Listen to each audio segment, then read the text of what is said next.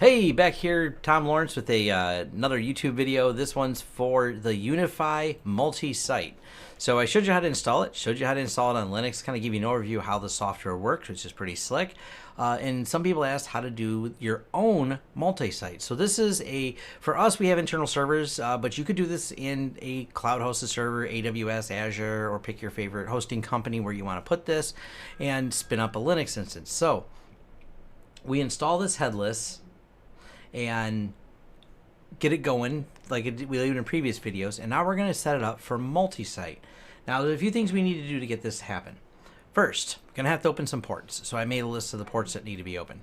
So the ports that need to be open are 8080 pointed to the internal server. 8443 is the remote managed web interface. Now it's not important, you don't have to open this if it's internal, for example. So if you're running a server internal in your office, you don't have to open it up externally. This is only if you want to remotely manage it from outside of your office. Or of course, if it's in some type of cloud server, you're going to have to open up the port so you can get to it. And 8080 is the announcement port, as they call it. That's what does the control of the devices and where they connect to. And then the UniFi is using the stun protocol on 3040 78 UDP, and that's used for data collection and information.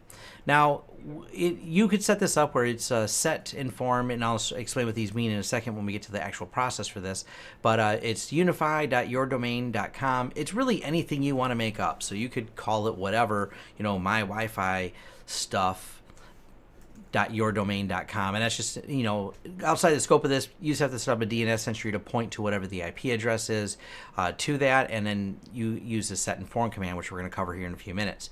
Now I'm going to go ahead and delete that. This is my internal lab and internal testing, and I put some things in here, so we're just going to pretend there's a different URL, but obviously it's internal and private because I didn't want to just expose all the ones we have for our customers. So it's set inform and then the internal IP of my system that this is running on, and 8080 inform. Now you'll notice when you look through these that purposely none of the Wi-Fi units are on the 2-dot network. We have some on a 1-dot network and some on a 3-dot network, and I've done the above firewall mapping to allow them to connect to the other network here. Now please note, these are only the network settings you need on your server. As long as the devices themselves have unrestricted internet access, when you plug them in at any client, if it's a remote client somewhere, as long as they have proper DHCP addresses, or if you statically assign it with proper DNS to the UniFi units, which most time we just let them set up DHCP on the client's network, they will reach out to that remote URL as long as they can resolve it and get in, and as long as the firewall. So there's nothing you have to do on the client side to make these work. This is all internally done. This is done on your server side.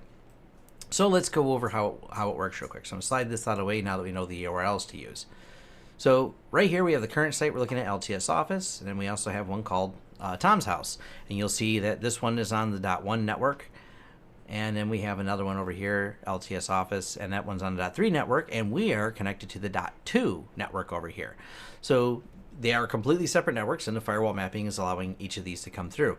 Now, I have one more to adopt, and this is the tricky part for doing this setup. So first, let's go ahead and start from the very beginning in terms of creating a new office. We're going to add a new office, and we're going to call it Test Office. Submit. Now we've created a new office with no devices. So we just hit the pull down, and all three of them are here. That's how easy it is to set up a new customer site. There's really not much to it. Once you set up that customer site, let's go and create a test Wi-Fi for it. So we go to the wireless networks, and there's none configured. Now that pull down still works, so we can see the LTS office here, and it shows our networks here. So as you switch between these, it's showing you each one. So each one of these is segmented off based on this pull down here.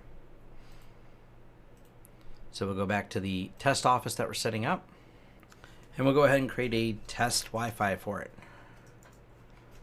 And we'll just leave it open for now. Don't even need a password, but you can. All the same rules apply, like I showed in the other video. It's all the standard UniFi interface. So we have our test office, test Wi-Fi. Now we're going to look at our devices. Currently, there are no devices in the test office, and if we switch over to like the LTS office, we see our UniFi unit here. Now we're going to look at the adoption part of this. Now, when you do the adoptions, it's different, and you have to take a same firmware UniFi device. So it has to be at the same newest firmware, and you can adopt it locally, update the firmware, and then forget the AP if you have to get it updated to the latest firmware. It's an easy way to do it before you can join it, because if their firmware is too many versions out of date, it may not connect. So definitely make sure you're on the latest firmware. If it's only a little bit out of date, you can update it from here. But if you're having connection issues, just adopt it locally, update the firmware, then do forget AP, and it'll have the latest firmware, and then this process will work. So just a quick troubleshooting tip there. We have the Wi-Fi plugged in, and we have it plugged in a .1 network. And I am on the .1 network right now myself. So mine's .100. I looked at the DHCP table, and I know where the Wi-Fi unit is. It's at 102 right now.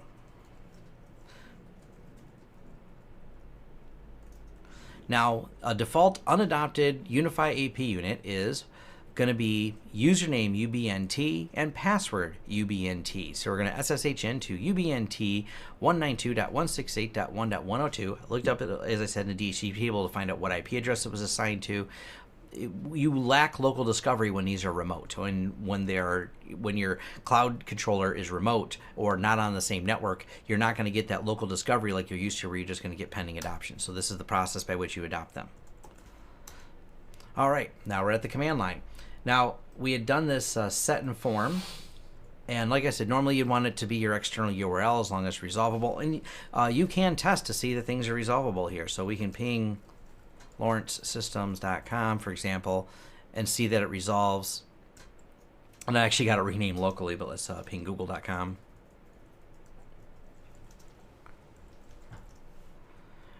And we can see that this device does have internet access and can connect. So now we're going to go ahead and set the inform URL. Now this is a multi-step process here. So first we set the inform URL here, and now we refresh this, and it says pending adoption. Now the pending adoption crosses all the sites because we had to decide which site we want to adopt to.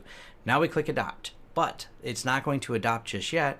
Just up arrow again and do it a second time, and you notice it jumped over here. Now it can adopt and provision. That little step is a little bit confusing, and it did confuse me at first, and it automatically logs me out. So it's first you hit it once, it adds it to the panel, and I don't know exactly how many, if you got 1 or 2 minutes of pending adoption, but this back and forth process is what allows the system to kind of confirm it. That you're connecting to the right network. You see it show up in there, you click the adopt, the second time saves it, and then logs you out and re-provisions it and adds it to the network. And you can do this remotely. I mean, you do not have to be in the same, as long as you have connectivity, and it can be, internet connectivity, it can be remoted. It will easily allow you to adopt the units like this. So you can actually go to a client, plug them into their network, and add in your domain information, and it'll connect to your dashboard, and then you can finish provisioning each of them. You can pre-program at your office, and this is what we do, to our dashboard, and once you program to a dashboard, it doesn't matter if their IP address changes, they're looking at our fully qualified domain. And I highly recommend, you can use IP addresses, but if you do that and you change an IP address, you have to run around and change those settings in all of your UniFi devices, which is kind of a pain in the butt. So use a fully qualified domain that if you're ever doing changes internally, but that's it. You goes there, and wherever you put these, as long as they have internet access, you can pre-program that quickly, adopt them, build out Wi-Fi settings for a client with all the networks, and when they take them and plug them in their office, it connects to your server and you can manage them. Now, what if I would have adopted it to the wrong place? Well, they've got an easy solution for that. You go back over to manage Wi-Fi, you say move this device, and I just move it to one of the other networks. So I can actually repurpose them and move them other. Do be careful doing this, because obviously if they're at a customer's location and you move them somewhere else, that would be very confusing, because they would see another person's network showing up within their network, and all those config files would copy over. But this does save you from installing a cloud controller on site. You can deploy and manage the Wi-Fi. And here's how the statistics look. So I've got it. I moved my house one off of my usual manage and onto this test unit that we have. So we're going to look at Tom's house here, and we're going to look at the clients that are on there. Because of that UDP port being open, it's doing all the data logging and showing me how much data is being pulled by the Chromecasts. I see again that Emily's home right now because it's showing her actively connected, and it shows she's probably watching Netflix on this particular Chromecast right now. So it's gathering all the Wi-Fi data. We'll switch it over to my office here. As we put this on here for testing, I can see the different devices connected, what network they're connected to, and all the same thing. It's gathering up all the standard dashboard statistics. So all the other rules for this software apply. It all works the same, and it'll even remotely control the USG devices and other devices that are controlled by this particular UniFi interface. So you can manage everything remotely. If we need to change something for any one client, make sure you're on the client site that you want, and we'll go ahead and back to our test office. No clients found, nothing connected to it yet. And we're going to go to settings. And these settings apply to this current site choice over here. And you can still set up all of your users and everything else. Your users are set up globally. So when you're setting up the users, they are added globally to this. So that still applies. So all the rules are pretty much still the same. The only thing that's kind of different is the fact that you have this little multi-site right here. But once you get all your clients set up, whether you are hosting it yourself like we do and we host it inside of our office because we have a server rack, or you want to host this in a cloud server such as AWS, Azure, or take your pick of your favorite company, this allows you to have one central repository to manage all your clients. Now, if you do have to delete a site, because I've seen some questions on this, whatever site you created first, you can export, but you can't delete whatever the first one is. So I created my home site first, then we created this one, and then we created this test one. You can delete those, but you can't delete the main one. So FYI, whatever the very first site you do is, that's the only one you're able to delete. But that's just a quick overview of how it works. It's really simple. Just SSH in and use that set and form, like the URL I showed you. Do add this in set and form, and do add the inform at the end. I've seen some work instructions say not that you didn't need it. I found it failed unless I put it. So I'm going to say it's required, but I'm just, if someone knows different, let me know. But it does seem to work perfectly fine by adding it and didn't have any problems. And as you've seen, we just adopted one in only a few seconds. Just remember that two-part step where you do it, click adopt, go back to your SSH session with that unit, and just up arrow and enter again, because the second time saves it and confirms it, and away you go. You can adopt it and get it going. So if you have any questions, leave comments below. If this video wasn't clear enough or whatever, let me know if I need to redo a couple things in there. But I think I pretty much got it, just to kind of give you guys an idea. And this is why I love the UniFi software, because you can self-host. I'm not beholden to an external server or some dashboard controlled only by them that they could later change. And you're controlling all of your clients from your internal server, in our case, because we host it. But even if it's a server you host like in AWS, it's something you have control over, not third party. So if something terrible happens to the UniFi company and they go out of business, I'm not linked to their dashboard, how we manage it. I'm linked to this software. And the only worst case scenario if UniFi tanked would be I wouldn't be able to get new updates, which would be tragic, because we really like their products. I don't think they're going anywhere. And this is just the way this works in this latest version of the UniFi software is super simple. It's made managing all of our clients' networks remotely really easy and pretty much pain-free. We just go through the list of our clients, and we can, if someone calls for a Wi-Fi change or wants us to look at something, we can see all the devices connected. We can reset the Wi-Fi. We can change a password and gather all the statistics. And we're controlling all the servers here. We do a lot of small businesses with small mom and pops, so this is great. There's no cloud controller need to be put at their office. You just program the Wi-Fi units to reach out to our server via our fully qualified domain name, and they all connect. And if the client moves, changes IP address, doesn't affect us any. It still connects as long as they have internet connectivity. The Wi-Fi units connect.